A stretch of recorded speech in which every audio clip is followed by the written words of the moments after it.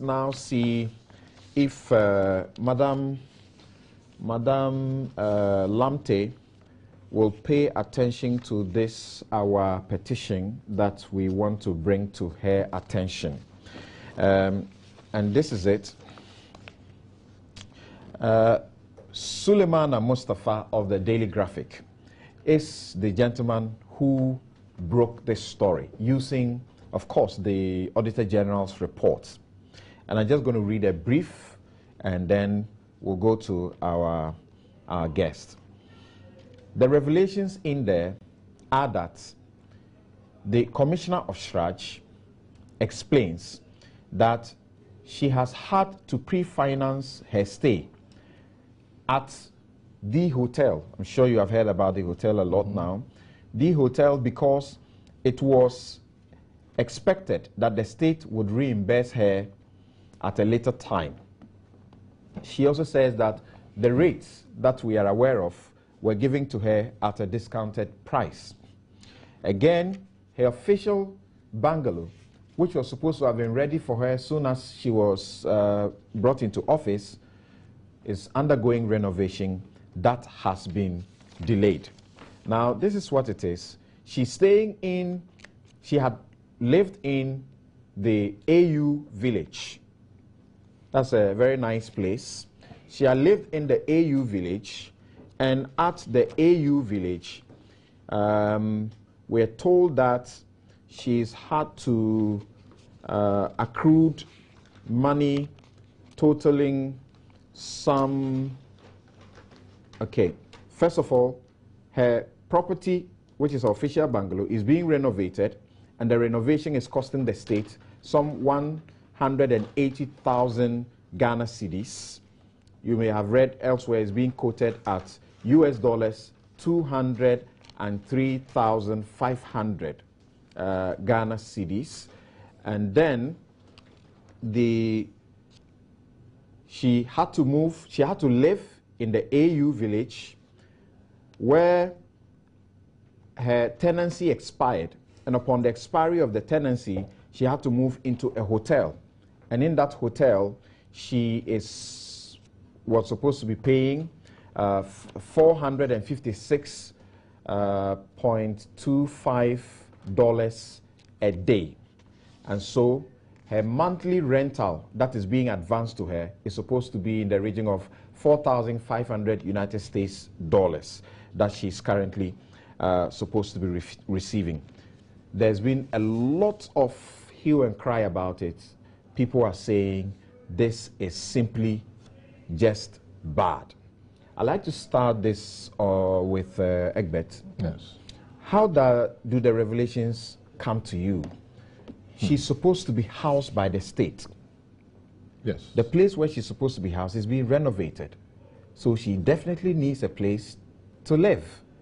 And it's the AU village that she finds appropriate and closer to where she's supposed to be. What's our problem with that? Well, Samson, let me say that, first of all, I don't think that anybody has a problem with the philosophy that certain public officers of certain standing ought to be housed. This is not, if you like, a messenger in a government service who has done this. This is a high up whose position is analogous to that of a Court of Appeal justice. We house Court of Appeal justices. We house High Court justices. So if a Court of Appeal judge by comparative terms in relation to the CHRAJ commissioner ought to be housed, it is not strange in Ghana. What people are concerned about is the common sense of the actions that have gone. Nothing that has happened here, stricto sensu, can be prosecuted, you understand? But the moral aspect of it. This is a nation where we have government struggling to pay feeding fees for students in senior high schools. What, therefore, is the sense?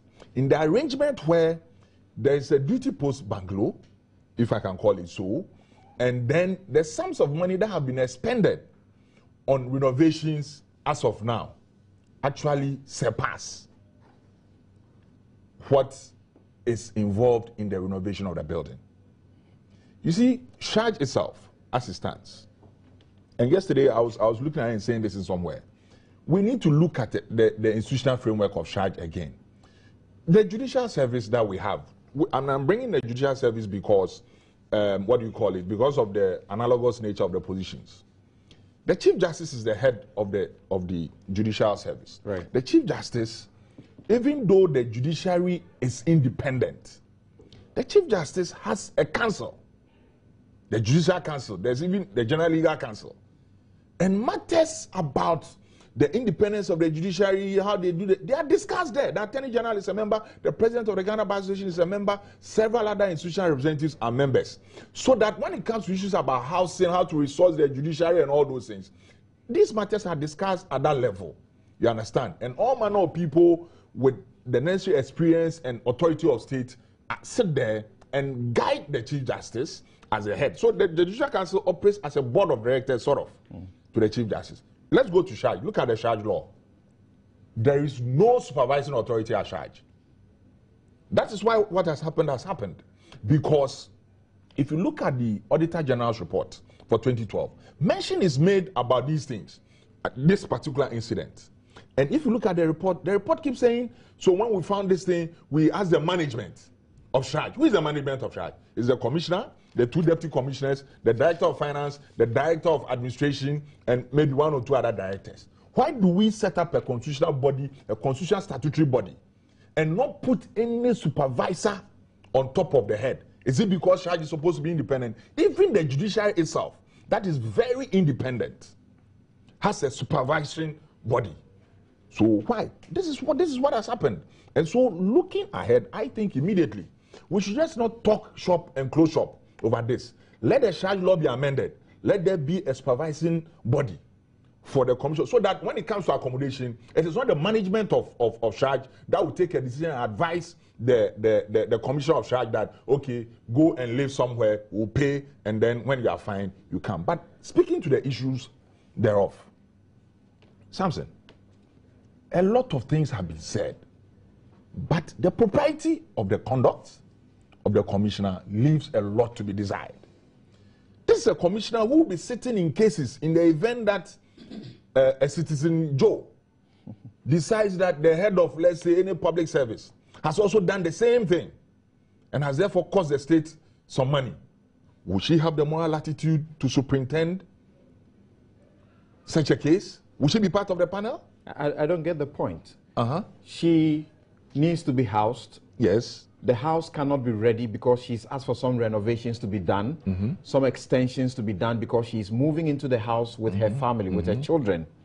And so the renovations are being done at whatever cost that we are talking about is being approved. So it's being done.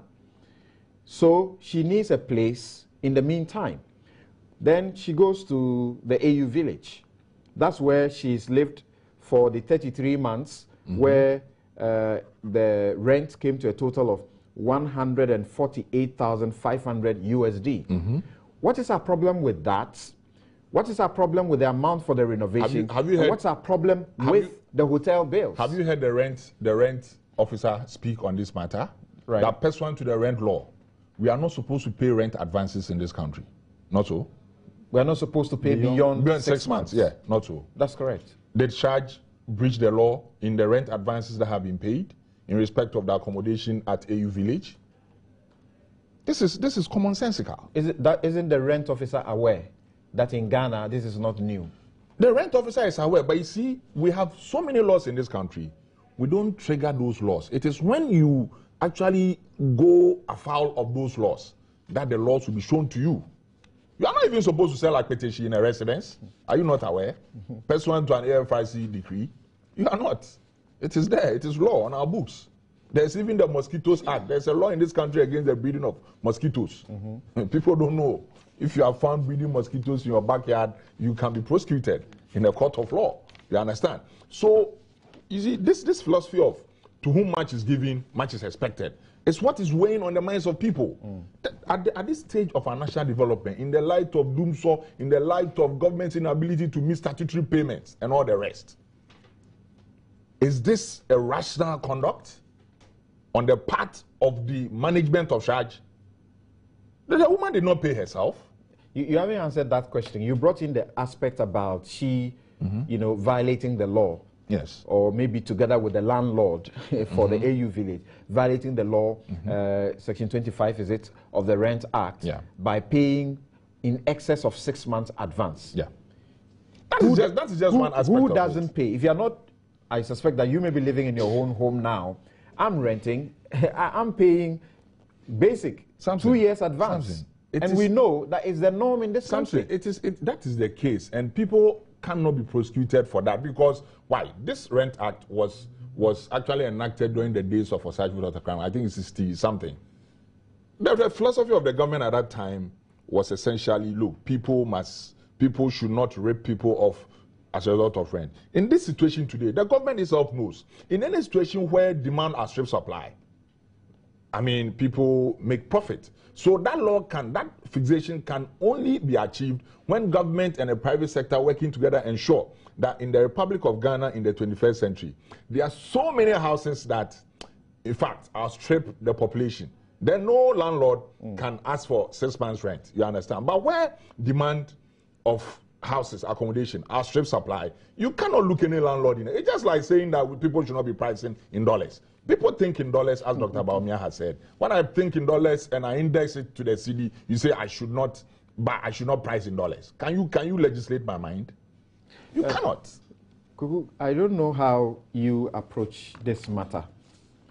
And it comes down to the figures, it appears. That is the problem that many people have. What exactly is the problem? She doesn't have the checkbook and may not be the signatory. So why are we taking it, you know, on her? Well, you see, I've been looking at the Auditor General's report, which is dated 31st December 2012. It was apparently submitted to the Speaker for purposes of parliamentary deliberation on September 10th, 2013. We are 1 year past. Now, the Auditor General made certain observations, which no need for me to repeat because I think that's widely publicized now. But what I find interesting is that he said, I'll read this too. Paragraph 810 said, we were of the view that management could have used the funds to finance the renovation of the bungalow. We recommended that management should be circumspect in future dealings to avoid wasteful spending. Meanwhile, we advised management to find an alternative accommodation for the commissioner. 811 says management acceded to our recommendation and stated that the rent payment was not intended to be a permanent feature.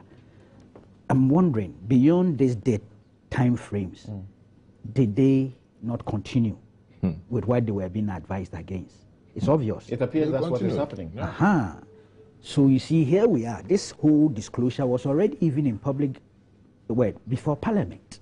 Of course, the PAC has not yet dealt with it, I suspect. That shows part of the whole problem we have, because even this 2012 report, I'm sure got there, as we said, 2013. So there's a lapse. But you see, the point is, when you look at the figures, I'm not very competent in these matters, but I went for the Constitution, and you being the lawyer, you may be. The terms of their conditions, is it 2, 2, 3, 1? The Commissioner and Deputy Commissioner shall enjoy the terms and conditions of service of a Justice of the Court of Appeal and High Court, respectively. These figures, do they fit the bill in terms of the terms and service of conditions? Do they? I don't know immediately what applies relative to the Justice of Court of Appeal in terms of the accommodation and all those things.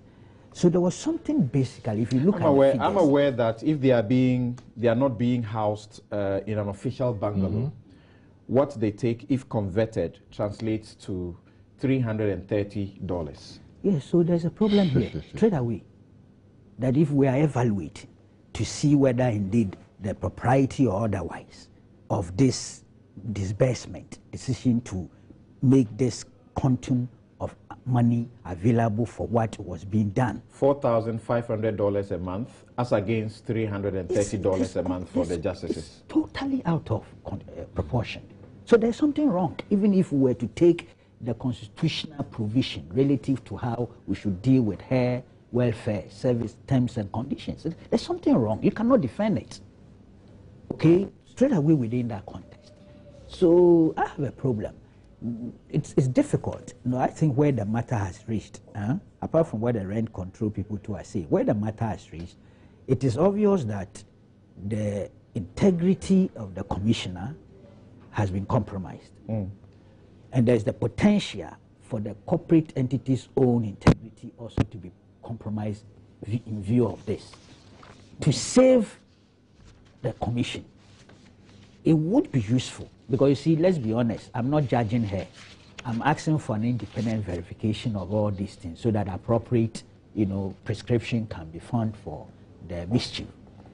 So it would be useful, if, in her own interest, if she vacated for a while so that these matters are dealt with thoroughly. We must rescue CHRAJ. If in the process the commissioner becomes a victim, fair deal. I agree, because you see, the matter is beyond her as such too. There are many lines of responsibility in executing this whole thing, even though I think she's the final authority within the You say, and I'm quoting you, Sure. you say that the picture is quite messy. Yes, it is. And apart from the comments that you have made, you say that elsewhere you will resign whether you are guilty or not. Is that fair? Because to of expect her to resign when she's not been found to have been guilty of anything. The nature of CHRAJ, the institution, as Prof indicated, they have a three-line responsibility. Okay, the human rights, the administrative justice, and the anti-corruption. Of course, they have an anti-corruption unit within CHRAJ, which was set up somewhere 2002 or so.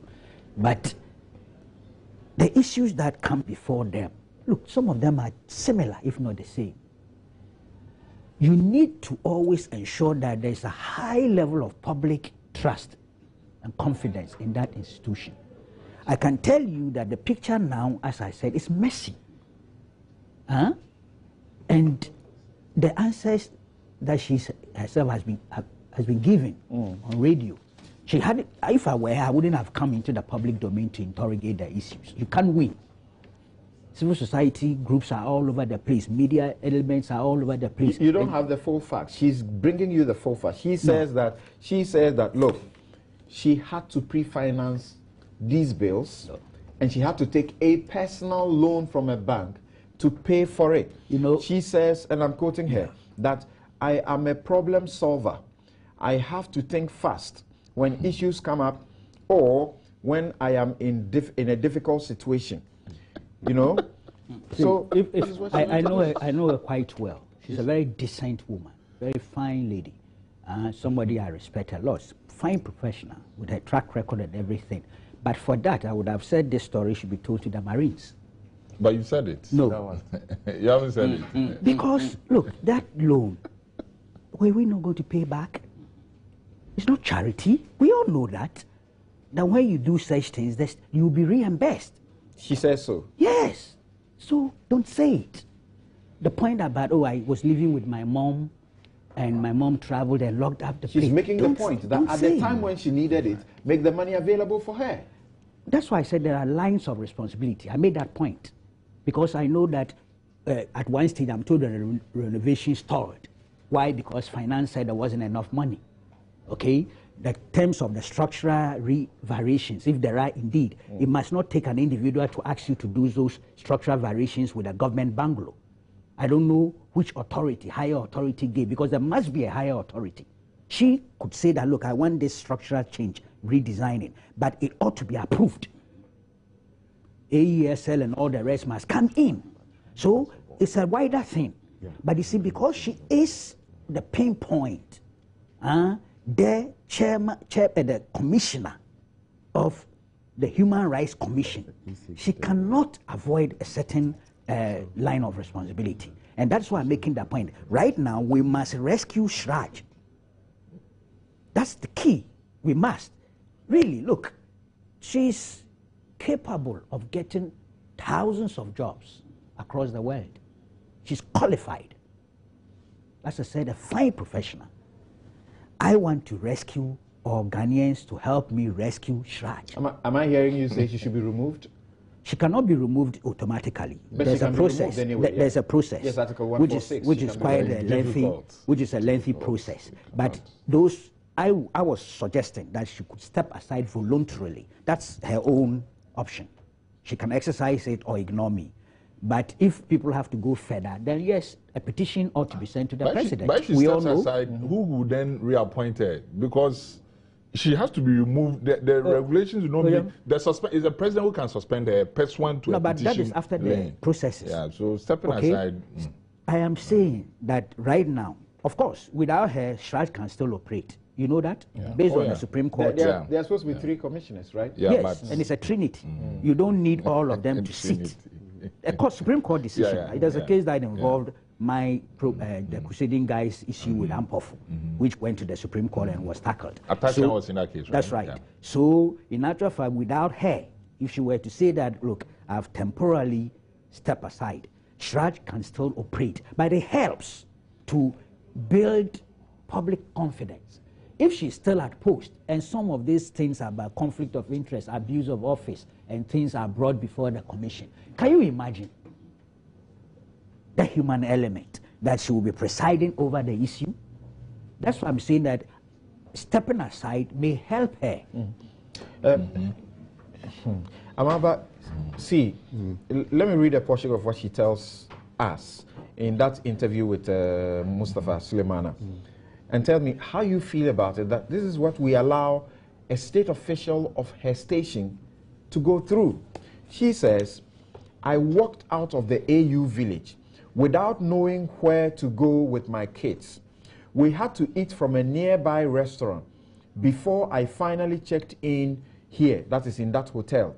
Before I settled for this place, I had to check the rates of the many hotels around, including Holiday Inn Hotel, and I found the rate of this hotel to be reasonable. Yes. So what's the question? That's what we put a state official who is supposed to be house. And it is sad that she had to go through this, because I am aware that there's a state agency, the PWD, that is responsible for matters of accommodation for public officials.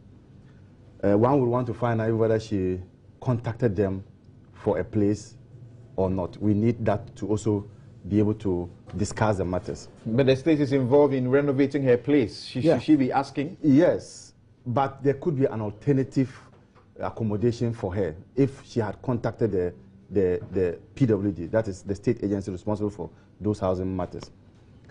The issue is not so much of whether she should be accommodated. Yes, she should be accommodated. And whether she moved from one place to the other. The issue actually has to do with the opulence. That, for me, is the issue. Because what it meant was that she never took into consideration the exigencies of the time. She didn't take into consideration the austere period that we find ourselves. As a government, we find the president and his appointees cutting down costs, they themselves sacrificing, and they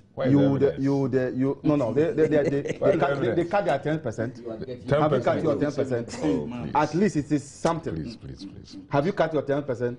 When you go to court, is it in public office? Yes, you need to contribute to your quota. You shouldn't need. You don't need. I pay taxes. You don't need to be. Some of it will be used to pay the CHRAJ commissioners. But you're getting yourself in a bind. Just do your case.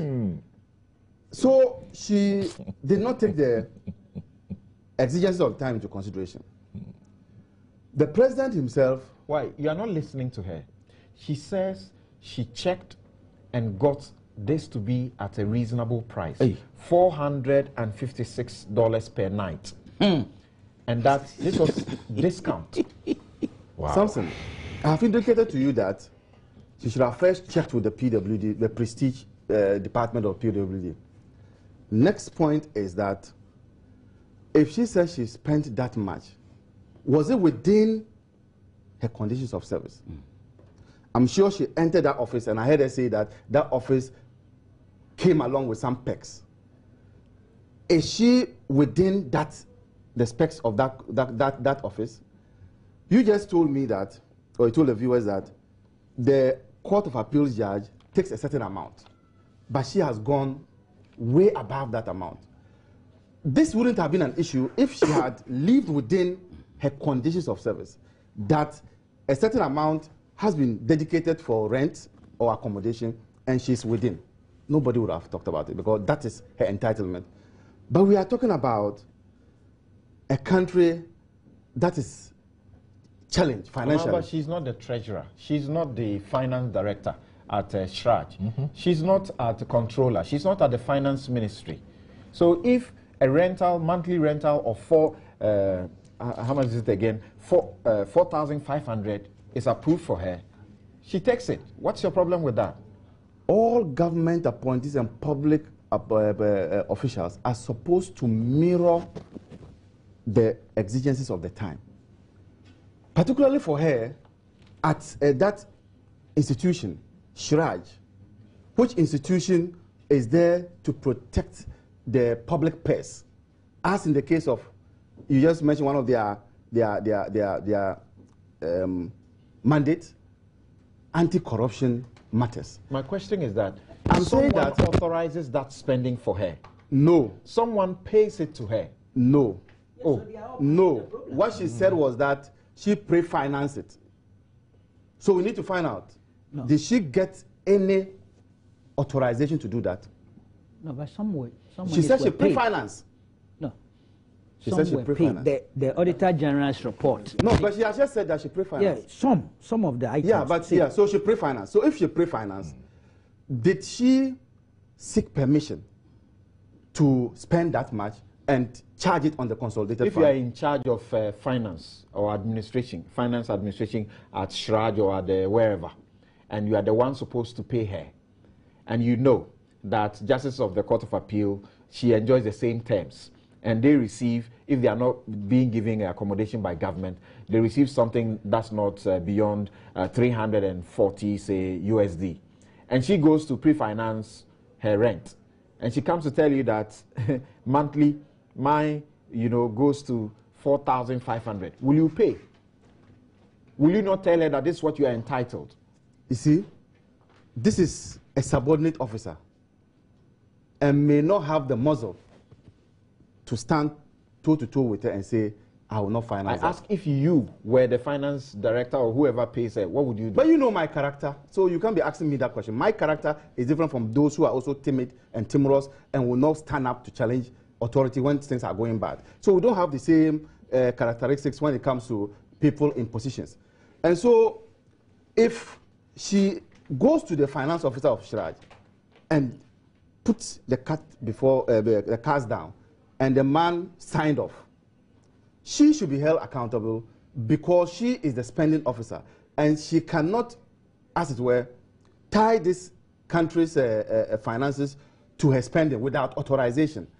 And so I am saying that she has pre-financed, but she needed authorization to do that. And because she's going to charge this on the consolidated fund. And so it is more about her inability to rationally think through these matters and her inability to be moderate in her expenditure. That is what has landed her in this matter. Else, there's nothing wrong with accommodating her, and there's nothing wrong with her moving from one accommodation to another.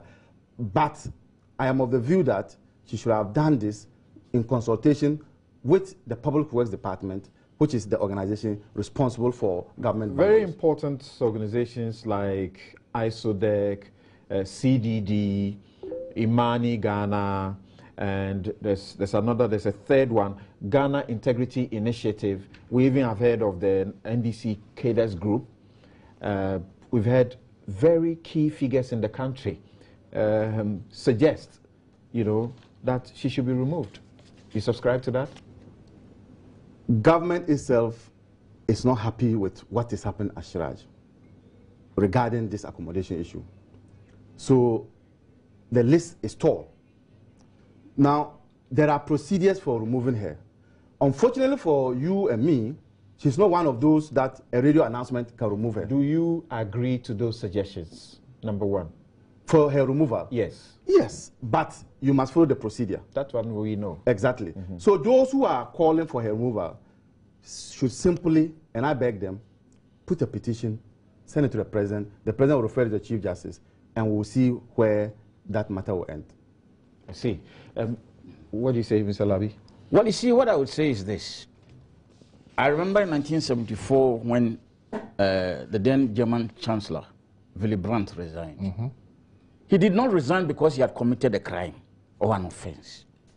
He appealed to a higher law, a law based on morality, where he said that if his office is impugned in any way, he bears that responsibility to take a certain line of action. And that meant resignation. And he resigned honorably. Today, who doesn't say a good word about Willy Brandt in terms of Ostpolitik, détente, and so on and so forth? This is how you expect a public officer to behave. Unfortunately, in Ghana, we have this culture of impunity. And it is a culture of impunity we have that fuels such behavior. Because when you have it, people whose sense of probity or whose sense of proportion has flown out of the window, as is clear in the case of this lady, will behave the way they behave. You know, I had to look around for offers, and the offers, the most reasonable offer, excuse me, there are thousands of reasonable offers in Ghana. But you look at the condition of the country, the condition of your position as the equivalent of an appeals court judge, and you tie your, your demands to that. But you don't go to this extravagant length. That suggests to me that she is a lady, that she is the kind of person who maybe knows the law and works the law.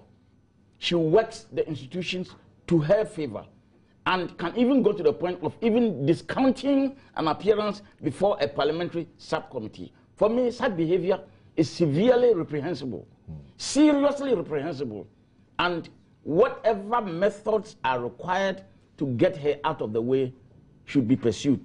I mean, and if I were her, if she had any moral compunction, I would resign. That's quite harsh. Oh yes, why not? Right. But just hold on briefly for me.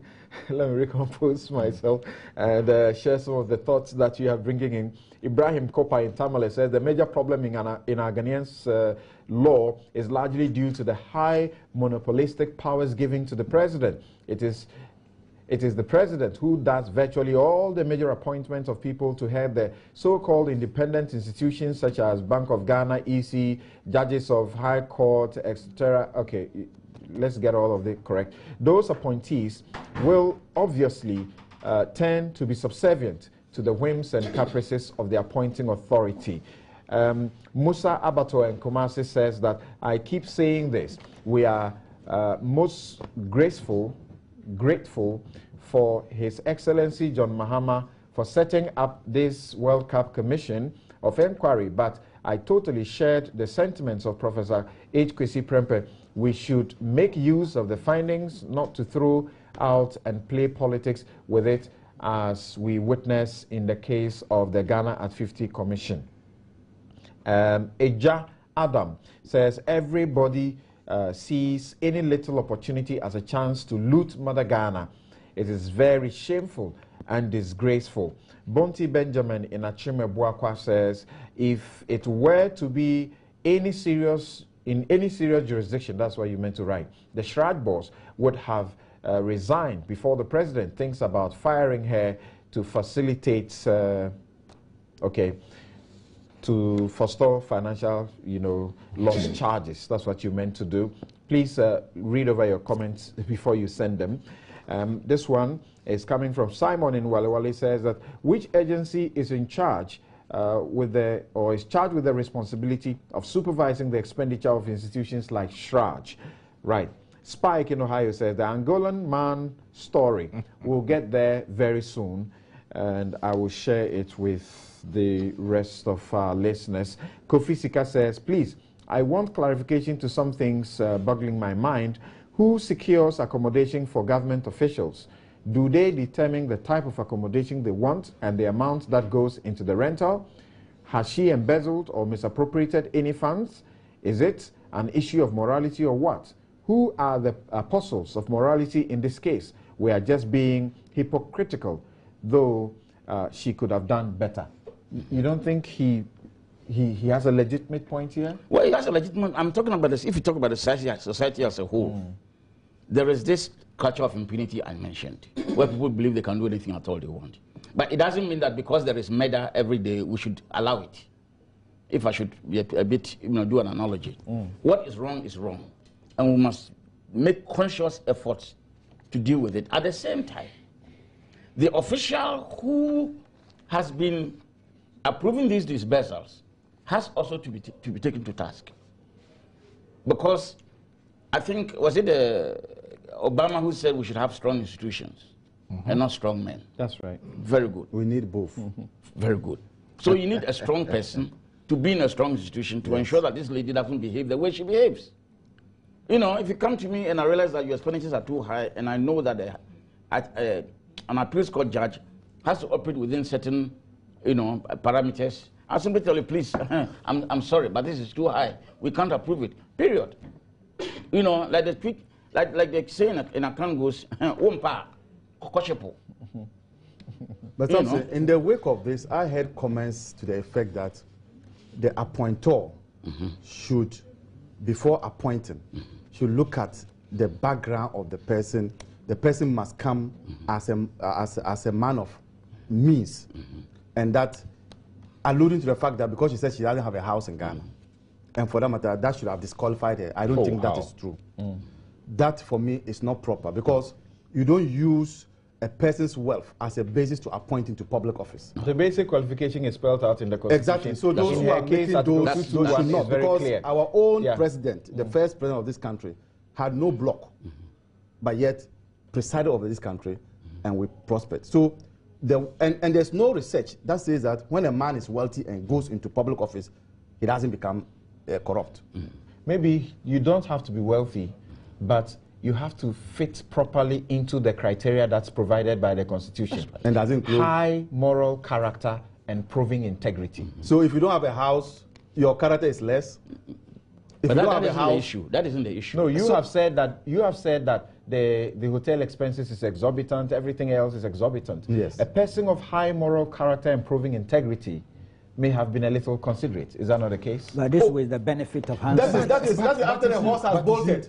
After the horse has bolted. What is a judge or a person whose appointment or office is equivalent to a judge doing in a hotel in this republic? That's right. Do you know why we shield judges and such officers from all kinds of everyday ordinary interface with the common man? If there are matters pending before CHRAJ and the people find out that you are living in a hotel, do you know the number of visits they can make to the hotel when you're having dinner? They will come and then they'll find their way to you. That's a moral minus. I mean, look, we need to be careful with some of these things. Now starting with Kweku, let me see what you think about some of these thoughts. Professor Adai, formerly of Stephen Adai, formerly of GIMPA, says that we should stop pampering state officials. He thinks that is going on. So long-term solution, he says what is going on is a colonial legacy. I read him. He says, if a minister requires to be paid 15,000 Ghana cedis, just pay him. At this moment, you say you have paid him 8,000, but you spend about 5,000 on a four-wheel drive, 3,000 on accommodation, and in the end, you spend about 25,000 to 30,000 per a minister. I think we must rationalize our salaries, and it is not a matter of feasibility. It is a government's principle by introducing the single spine salary structure. Lawyer Sam Okujeto agrees with him. Give them loans, let them own the houses or rent the houses that they need and move on. Yes, in principle, I'm not against that. It must go step by step. But CHRAJ was put on the single spine thing. Wasn't it? They were. Yeah. Yeah. Not too long ago. See, this is an organization because see, Professor Dyston is going for the broader picture. Is that not so? Right. Yes, I don't want us to lose the tree, which is CHRAJ. Because we have discussed that over and over again, what Professor Adai is proposing. But we are confronted with a particular issue and a particular sensitive, delicate institution. Let's deal with that. Let's find a solution to the problem there. Because if we are going to put this within that larger context, we might as well forget it. Then she's done nothing wrong entirely. Okay? I'm rejecting the temptation to look at the forest. I want to look at the tree. Okay. Which is CHRAJ. Now, Parliament over the years, I've been going through quite a lot of the Hansards. When the annual report of CHRAJ is presented, there's one recurrent theme, the resource constraint that that organization has faced over the years since its inception. It's never been able to receive exactly the kind of budget it needs. It's led to a situation where there is a certain attrition of staff, particularly legal brains, are leaving the place. So this is an organization that is in dire need.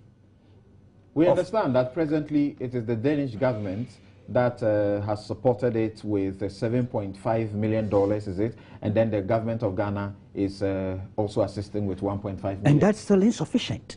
You go and read the Hansards. I have copies here. Over the years. Has NCC also been receiving its subventions? They also another resource constraint. Has the NCC boss, who is also a lady, gone to live in a hotel? Well, we don't know. I don't know whether she what lives in is official there. bungalow. We don't know. No, but this is just an example I'm giving because if you are talking about cash-strapped statutory constitutional bodies, NCC, CHRAJ It's easily come certainly to mind. one. And whilst we are looking at CHRAJ, let's look at NCC I wouldn't be also. surprised if they are also suffering the same resource constraint. Their offices got bent, is still there.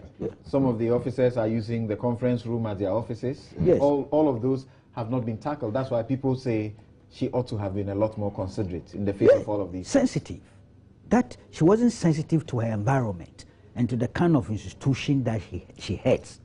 It's with a lot of pain that I'm saying these things because I have huge respect for her. Indeed, I admire her. Hey. You understand? Oh, yes. Why? There's nothing wrong with that.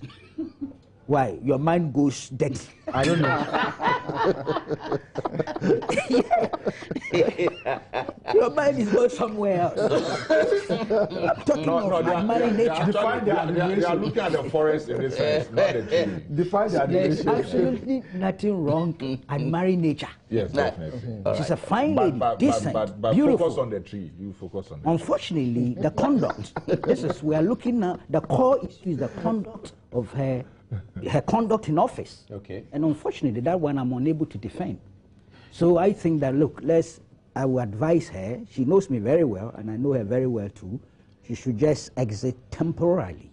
Mr. Dulabi, Yes, sir. what Professor Stephen Adai, senior lawyer Samuel Kujetu and co are saying, don't you buy into it? Let's look at the long term, how we solve these problems. Because some say this attitude, for example, which is what Brigadier General Nuno Mensah has to say about her. He says that, he says, I am sorry about the CHRAJ commissioners issue, but it makes me really sad and depressed. I lived in my personal house when I was Chief of Defense Staff. I paid everything myself. Nobody paid anything for me. When I hear these things, they depress me a lot. We waste money doing things, these things, and then we turn to IMF for help.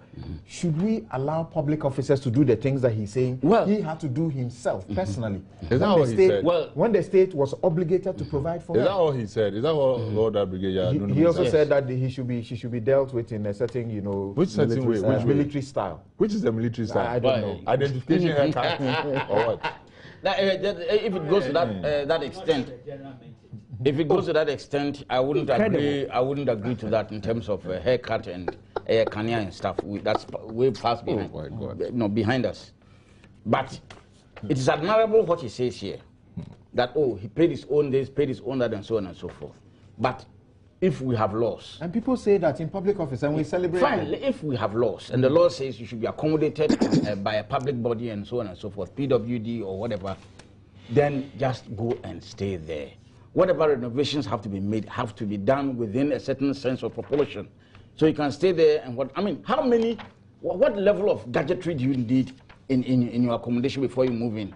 Seriously speaking, what level of gadgetry, what level of finery do you need to live in an official bungalow? You know?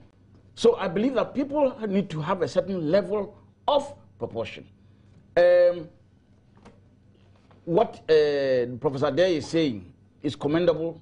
Maybe what we need to do is that if you become a minister, you should have a package, and after that package, you finance your own car, you finance your, what is it, your rent or whatever it is. You are able to have your salary, and so, I mean, your basic salary and all these things are part of it. And then the rest is left to you. Okay. You know, instead of us having to go all this whole hulk of, Amaba, what do you say to that? That we seem to have that situation all the time where someone comes into an office fresh and he wants renovations. So almost every appointee is renovating something at the cost of the state. So pay them their rent, make it part of their salary, let them take care of that themselves. But I thought the conditions of service that every government appointee has cures that. And if you are talking about the specific maintenance, that one is left to a state agency, and I mentioned that the PWD to do that. But in this case, we don't know why it kept so long for over 3 years. That for me is what we should be finding out. But the condition of service of every government appointee is there 20% of your net salary or your gross salary. All those things are spelled out, so we all know what it is. And in this case, she simply went beyond her own conditions of service in terms of what she's entitled for rent. That is where the problem is. Else, I do not think that we need to reinvent the wheel. Every government official has got his condition of service. But we've got the last word, so 1 minute. So how should you be dealing with her moving forward? I think that she should, whatever end that will come, she ought to apologize to the good people of Ghana. I think that working within a remit of the fact that she's entitled to facilities and what have you, she has overstretched the public purse by this conduct. And I think that good measure, she should apologize. I do not know what else she can do. People are asking that she steps aside and all those things. But so why? We are not blaming anybody too for the delay in the renovation that, you know, she needed to be done for her. She said she doesn't have a home. There are more important things. You don't expect her to go and live with her mother. That's what she says. There are more important things confronting this country than renovation of a bungalow for the commissioner of CHRAJ.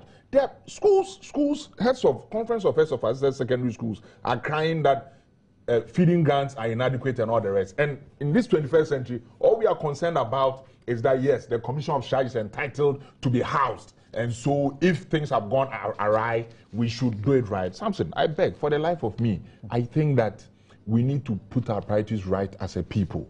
The educational system, if Miss Loretta Lamte attended school in Ghana, the education system she attended and benefited from is today. She did her LLB, did her BL also here. She was actually my mate at Legon. Good. And so she 77. And so she did secondary school. When they were in school, feeding grants were not a problem. Today, feeding grants are a problem. And we are spending this much because you are entitled to be housed. I think that we need to clear our eyesight properly and ensure that we do what is needful and imperative before we do all these other things. Yeah. So, sorry, Kuku, I'll give you your 1 minute to wrap up. But she was your mate. Yes, we started university together. The people who are saying, you see, the problem is that we put, quote unquote, a dadabi at that institution. You needed somebody with a anti-corruption campaign championing things like... Emil Short is also a dadabi. So I see. But he's done a very good job. So that one... I was just asking you on the life side, is that who she was? Well, I think generally she was a very smart young lady. And I don't think she came from lower means. Okay. She came from a certain... The father was a medical doctor or something. And I believe that puts her somewhere in the middle class. Okay. I'll say that. I'll say that for her. Thank you. Kweku? Well, Emil Short and Anna Bosma, I'm not sure any of them had a human rights track record over a period before they became But though they performed quite well as far as I'm concerned, there wasn't. They also lambasted occasionally by all sorts of groups for certain decisions that the CHRAJ had taken. You know, but that's extinct from this particular one. I mean, sure things that if there was the need for any renovation at all to the property, it should have been just paintings and some small fittings. Well, I can't tell. I'm not sure. There's some kind of remodeling. He says he's embarrassed at what is going on. Well, I wish he hadn't spoken on that. You understand? Government bungalows, if you live there 3, 4, 5 months, 6 months, it can deteriorate. Some few things would have to be done. But I'm not going to that because I don't have any on-the-spot evidence. But you see, this point about others must be dealt with, which I agree in principle. This one, I'm reading from the Audit. Our review of the disbursement revealed that the expenditure was not budgeted for. And control procedures for single sourcing as provided under Section 41 of the Public Procurement Act was circumvented. Who do you blame for that? The public purse. The Director of Finance. But and the public purse. Who made the recommendation for the payment? Yes, but the commission itself, and they also responsible? Yes. They know the Public Procurement Act. They've been investigating people on relative to that act. So please, there's a line of responsibility for her as well as all those involved in this. She's actually not part of the solution. She's part of the problem. Okay. I'm told that her dad was a diplomat. Yes. Yes. The US. He was a doctor. That's what I thought. I'm told he was a diplomat. And this text says that by her wasteful, inconsiderate, and illegal conduct, Loretta Lamte has lost the moral authority to preside over CHRAJ because her conduct is one of administrative injustice. Okay. Now, that bit about illegal conduct, just 1 minute. Tell me, Egbert also refers to it, the bit about the not following Section 25 of the Rent Act, not to pay in excess of 6 months rent advance. I don't know. Do you live in your own house? No. It is a commission that has paid the 6 months rent. It is not. Do you pay for 6 months? It's not Ms. Lamte that has paid the 6 months rent. No, wait. You pay for 2 years, right? I live in my own place. Okay. Yeah, fortunately. Until then, you were paying for 2 years. Until then, yeah, I paid for more than 2 years. Now the issue. So why is it wrong when it is here? It is wrong when you look at the black letter law. But let's be realistic. There's no law that prohibits an owner of a house, a landlord, from not renting out to you. There's no law that says that if you don't rent out to Samson Ladi, you have committed a crime. So you simply come to me and say 2 years. You say you don't want. The law says I shouldn't do that. I'll lock my room. Because there's no law that says that I shouldn't lock the room. You are a Ghanaian. You're a Ghanaian. You're supposed to benefit from this law so that the poor who cannot afford 2 years rent advance, when they are being dealt with these injustices, they are supposed to go to Loretta Lamte and seek some help.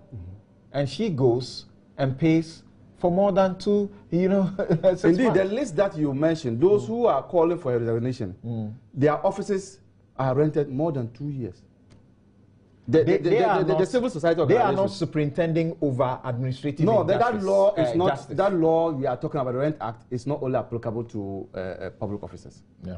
So they themselves, if it is that bit that they want to hang on to, they themselves. You didn't hear my question. I say those people you are referring to, they are not superintending over human rights and administrative justice. Yes. She is. Yes.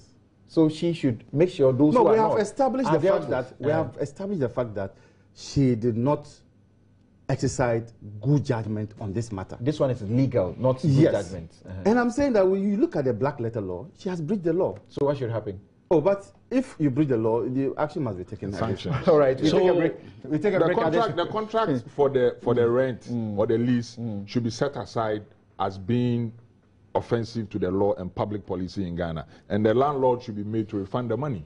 Right. It's an illegal contract. And the Works and Housing Ministry of this country has over the time promised that they are going to ensure that this law works. But as we know, nobody is really implement that law, so many people will sleep outside. if you really meant to implement it, it will work. It works elsewhere. Why would it not work in Ghana? Because we take a break here. When we return, so why doesn't your government spearhead building of houses? Why doesn't your government spearhead building of houses? All right. When we return, we will briefly go as maybe perhaps we should also take this matter to Loretta Lamte. That is it wrong for our officials who were in charge of the Brazil 2014, was it wrong for them to pay an agent 20,000 United States dollars to show them directions to a market to buy groceries? We'll be right back.